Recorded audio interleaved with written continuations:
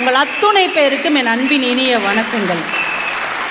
ஐயா, எதிரணியிலிருந்து புலவர் ஐயா வந்தார். இந்த பொய்யிலே பிறந்து பொய்யிலே வளர்ந்த புலவர் பெருமானேன்னு ஒரு வார்த்தை இருக்கு இல்லையா, அதை வேற யாருக்கும் எழுதல, ஐயாவுக்கு தான். அவர் அப்படி சொன்னா அப்புறம் நாளைக்கு என்னையும் அப்படி தானமா சொல்றீங்க. அவர் ஒரு கடைசியில் ஒரு கதை சொன்னார் பாருங்க. இந்த மனைவி கை காட்டினா கணவனா இருக்கிற டிரைவர் பஸ்ஸை நிப்பாட்ட மாட்டாராம். மனைவி கை காட்டினாலே பஸ்ஸை நிப்பாட்டாத ஒரு கணவர் தான் மனைவி கையை பிடிச்சி சாதனைக்கு துணைக்கு நிற்க போறாராம். இதே ஏன் சொன்னீங்க? அநியாயமா இல்லையாங்க? பஸ்ஸையே நிப்பாட்டாதவர் எப்படிங்க துணைக்கு வந்து நிற்பாரு? ஐயா, இவங்க புகுந்த வீட்டில் சொல்றது பூரா பொய் தாயா. புலவர் ஐயா சொல்றது மட்டும் பொய் அல்ல, புகுந்த வீட்டில் சொல்வது எல்லாமே பொய் தான். இப்போ எங்கள் வீடு பிறந்த வீடு வாடகை வீடாக கூட இருக்கும், ஆனால் அது உண்மையானதாக இருக்குங்க ஐயா. இவங்க பொண்ணு பார்க்க வரும்போது என்ன சொல்லுவாங்க தெரியுமா? மாப்பிள்ளைக்கு சொந்த வீடு இருக்கு அப்படிம்பாங்க. போனால் 4 அண்ணன் தம்பி இன்னும் இஎம்ஐ கட்டிக்கிட்டு கிடக்கும். எல்லாமே போய் மாப்பிள்ளை என்ன செய்கிறாரு? அவர் வெளிநாட்டில் வேலை பார்க்குறாரு, வெளிநாட்டில் வேலை பார்க்குறாருமாங்க. போய் பார்த்தா தான் ராம்நாட்டில் வேலை பார்த்துக்கிட்டு இருப்பாரு. இப்படி தொடங்குனதுலேருந்து கடைசி வரைக்கும் பொய்யை மட்டுமே சொல்லுகிற புகுந்த வீட்டில் எப்படிங்க நாங்கள் நினைச்சதை சாதிக்க முடியும்? உண்மையா பிறந்து உண்மையா வளர்க்கிற பிறந்த வீட்டில் மட்டும்தான் எங்க மனசையே நாங்கள் கொடுக்க முடியும். இதுல வேற ஐயா உட்காந்து இப்பதான் சமீபத்தில் சந்திரமுகி படம் பார்த்துருக்காரு போல. கங்கா கங்காவா வந்தா சந்திரமுகியா மாறுனா அப்படின்னார். இதுல இருந்தே தெரியுதா, கங்கா கங்காவா இருந்தது பிறந்த வீடு, கங்காவா இருந்தவளை சந்திரமுகியா மாத்துனது புகுந்த வீடு. ஏன்னா அங்க ஒரு சந்திரமுகி ரூம் இருக்கு, அங்க ஒரு சந்திரமுகி இருக்கு. அந்த கதவை திறந்த உடனே அது புகுந்துருது. ஏன் தெரியுமா புகுந்த வீடுன்னு பேரு? சந்திரமுகி புகுந்ததுனால அது புகுந்த வீடு என்று அழைக்கப்படுகிறது.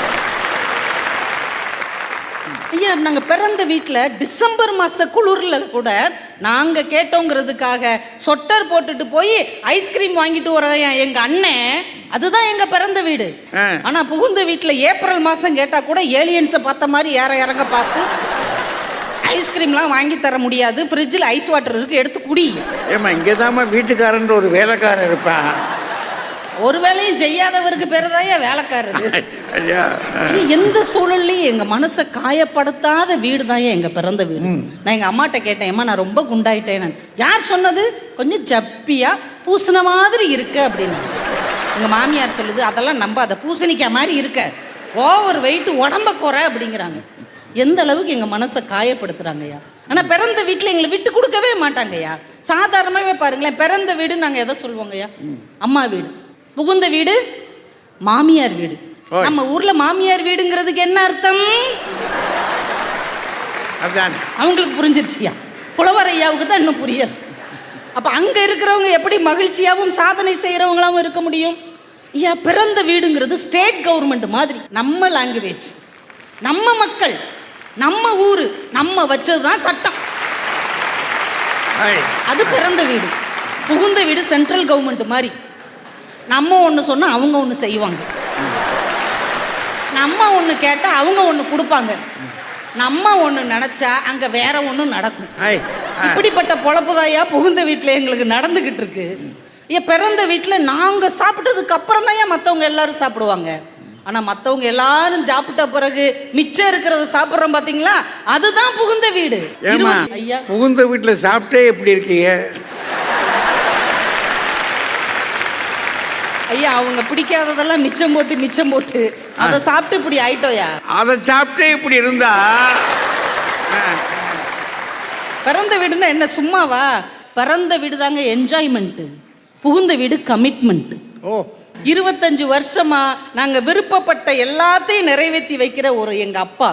நான் குழந்தையா பிறக்கும் போதுல இருந்து எனக்கு ஒரு குழந்தை பிறக்கிற வரைக்கும் தன்னையே தியாகம் செய்யற எங்க அம்மா, எனக்கு கொடுத்தது போக தான் எடுத்துக்கிற என்னுடைய அக்கா, இப்படிப்பட்ட சூழல்ல நான் நினைச்சதை சாதிக்க முடியுமா? இல்லைனா என்னை பார்த்தாலே கடுப்பாகிற ஒரு மாமியார், பார்க்காமலேயே கடுப்பாகிற ஒரு நாத்தனார், வேலை மட்டுமே ஏவற ஒரு மாமனார், நம்மளை காமெடி பீஸாவே நினைக்கிற ஒரு கணவர். இப்படிப்பட்ட புகுந்த வீட்டில் எங்க கனவை நாங்க நிறைவேற்ற முடியுமா என்பதை நான் உங்க கைதட்டல் மூலமாவே தெரிஞ்சுக்கிறேன். ஐயா, நம்ம ஊர்ல தமிழ்ல வீடு அப்படின்னா சொர்க்கம் தானே அர்த்தம். உண்மையிலே வீடு சொர்க்கமாக இருப்பது எங்க தெரியுமா? பிறந்த வீட்டில் மட்டும்தாங்கய்யா. பிறந்த வீட்டில் நாங்கள் ராணி மாதிரி இருப்போம். புகுந்த வீட்டில் தேவையில்லாத ஆணி மாதிரி எங்களை வச்சுருக்காங்க. பிறந்த வீட்டில் நாங்கள் செம்மையாக வாழுறோம், புகுந்த வீட்டில் வெறும் பொம்மையாக தாங்கய்யா வாழ்ந்துகிட்டு இருக்கோம். பிறந்த வீட்டில் நாங்கள் டாட்ஸ் லிட்டில் பிரின்சஸ், இளவரசி, புகுந்த வீட்டில் எல்லா வேலையும் செய்கிற வெறும் இல்லத்தரசியாக இருக்கிறோம். ஐயா ஒன்றை சொல்லி நான் முடிக்கிறேன். எந்த வீட்டில் நாம் இயல்பாக இருக்க முடியுதோ, எந்த வீட்டில் நாம் கனவு காண முடிகிறதோ, அந்த வீட்டில் தான் நினைத்ததை சாதிக்க முடியுமே தவிர புகுந்த வீட்டில் ஒருபோதும் நினைத்ததை சாதிக்கவே முடியாது. பிறந்த வீடு தான் நினைத்ததை சாதிக்கிற வீடு, அதுதான் எங்களுடைய சிறந்த வீடு என்று சொல்லி வாய்ப்புக்கு நன்றி கூறி விடைபெறுகிறேன். நன்றி, வணக்கம்.